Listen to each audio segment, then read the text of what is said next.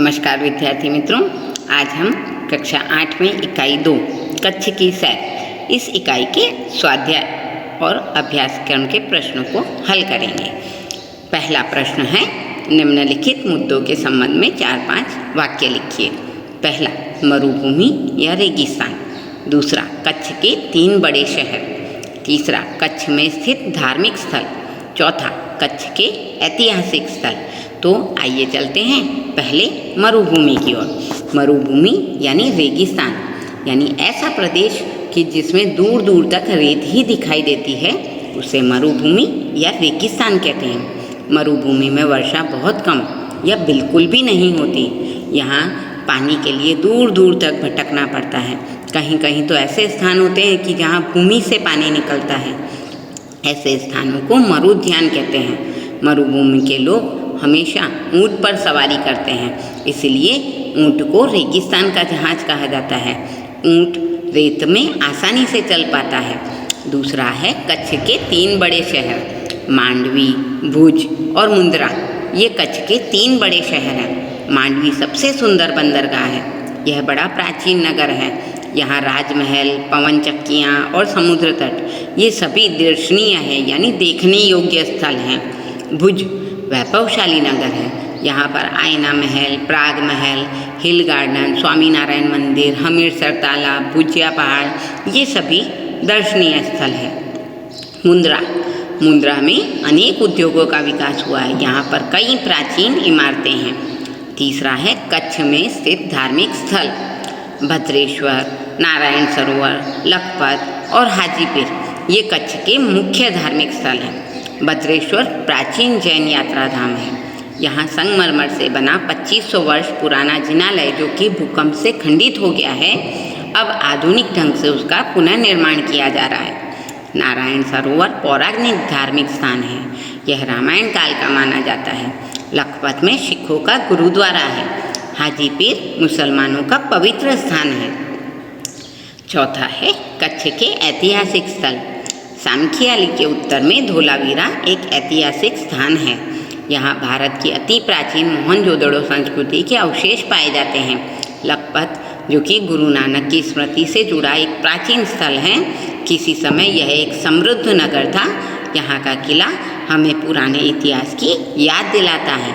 तो मित्रों, हमने प्रश्न 1 के तीनों हल कर लिए हैं। प्रश्न अगला कह रहा है कि आप अपनी पाठशाला में अगर किसी यात्रा पर गए हैं तो उसका वर्णन कीजिए।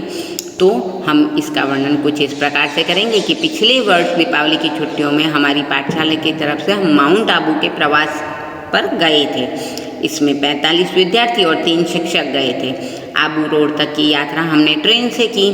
आबू रोड से माउंट आबू जाने के लिए हम राजस्थान परिवहन निगम की बस में सवार हुए। दूर से आबू पर्वत दिखाई दे रहा था। बस का मार्ग घुमावदार था। बस की गति इसीलिए बहुत ही धीमी थी। दोनों ओर भयानक खाइयाँ थीं। देखिए मित्रों, भयानक खाइयाँ ऐसी कि अगर ड्राइवर का ध्यान जरा सा भी चूक जाए तो किसी भयंकर दुर्घटना में हम पड़ सकते हैं। इसलिए बस का मार्ग जब भी घुमावदार होता है तो बस की गति बहुत धीमी रखी जाती है, ताकि ड्राइवर का ध्यान मार्ग की ओर बना रहे। लेकिन हरियाली और ठंडे पवन के झोंके सुख दे रहे थे। बहुत ऊंचाई पार करने के बाद हमारी बस रघुनाथ मंदिर के पास खड़ी हो गई। उस समय सुबह के 10 बज रहे थे। उस समय वहाँ बड़ी चहल पहल थी। सड़कों पर मैटाडोर, जीपें और कारें दौड़ रही थीं। जगह जगह टूरिस्ट गाइड सेंटर, होटलें और यात्री आवासों के साइन बोर्ड लगे हुए थे। हम पहले से ही आरक्षित एक लॉज में उतरे। आरक्षित यानी पहले से रिजर्व किया या आरक्षण किया गया कमरा। 2 कमरे थे जिसमें आधुनिक सभी सुविधाएं थीं। भोजन और विश्राम के बाद हम ऐतिहासिक देलवाड़ा मंदिर देखने गए। वहाँ की कला देखकर तो हम दंग रह गए। देवरानी जेठानी मंदिर सचमुच बहुत सुंदर है। उनकी नक्काशी और शिल्प की बारीकी देखने लायक है। अगले दिन हमने टोड रॉक और पोलो ग्राउंड देखा। पोलो एक खेल है जिसे घुड़सवारी के साथ खेला जाता है, तो इसका मैदान बहुत ही बड़ा होता है। तो टोड रॉक और पोलो ग्राउंड देखा। फिर हम वशिष्ठ आश्रम गए। अचलगढ़ पर भरतहरी की गुफा देखी। उसके बाद अर्बुदा देवी के मंदिर भी गए। नक्कीला तालाब में हमने नौका विहार का मजा लूटा। एक दिन हमने आबू के सबसे ऊंचे गुरु शिखर पर दत्तात्रेय के पद चिन्हों के दर्शन किए। दत्तात्रेय एक ऋषि थे जिनके पैरों के चिन्ह गुरु शिखर पर स्थित हैं। वहाँ के ऊंचे विशाल घंट को बजाया और उसकी मधुर ध्वनि का आनंद लिया। हमने वहाँ ब्रह्म कुमारी ईश्वरीय विश्वविद्यालय की भी मुलाकात ली। हम वहाँ पर 3 दिन रहे। सबने मिलकर बहुत आनंद किया। उस प्रवास की यादें आज भी मेरे मन को ताज़ा करती हैं। तो मित्रों, इस प्रकार हमने अपने प्रवास का वर्णन। अगला प्रश्न हमें कह रहा है, आपने की हुई किसी यात्रा का वर्णन करते हुए अपने मित्र को पत्र लिखिए। इसके उत्तर में हम लिखेंगे 14 सद्गुरु सोसाइटी, भक्तिनगर, अहमदाबाद 380007। यह यहाँ का पिन कोड नंबर है। 20 नवंबर 2013 को यह पत्र लिखा गया है। प्रिय मित्र आरुषि, सप्रेम नमस्कार। आज सुबह ही तुम्हारा पत्र मिला। यह जानकर बहुत खुशी हुई कि तुम्हारी माताजी अब पूरी तरह से स्वस्थ हो गई हैं। हम 10 दिन पहले कश्मीर दर्शन के लिए गए थे। 2 दिन पहले ही वहाँ से लौटे हैं।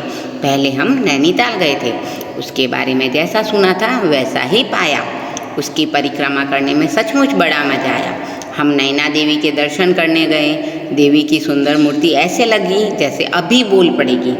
उसके बाद हम श्रीनगर गए। सचमुच सुंदर नगर है। हमने सारा नगर घूम कर देखा। डल झील की सुंदरता ने हमारा मन मोह लिया। उसमें हमने शिकारे में बैठकर जल विहार का आनंद लिया। वुलर और मानस बल झीलें भी हमें बहुत अच्छी लगी, लेकिन वे डल का मुकाबला तो नहीं कर सकती थी। श्रीनगर और पहलगांव के बीच केसर की क्यारियों से आ रही खुशबू ने तो हमें मदमस्त कर दिया। मदमस्त होना यानी अपनी ही धुन में मस्त रहना। शालीमार और निशात में घूमते हुए हम स्वर्ग के नंदनवन के घूमने जैसा आनंद प्राप्त कर रहे थे। मैंने वहाँ के कई स्थानों के फोटो लिए हैं। कुछ तुम्हें भेज रहा हूँ। शेष मिलने पर, तुम्हारा मित्र आलोक। तो यहाँ पर आलोक ने अपने मित्र आरुषि को कश्मीर दर्शन की बातें लिखी हैं। अगला प्रश्न हमें कह रहा है कि दिए गए शब्द मिले ऐसी पहेलियों का निर्माण कीजिए।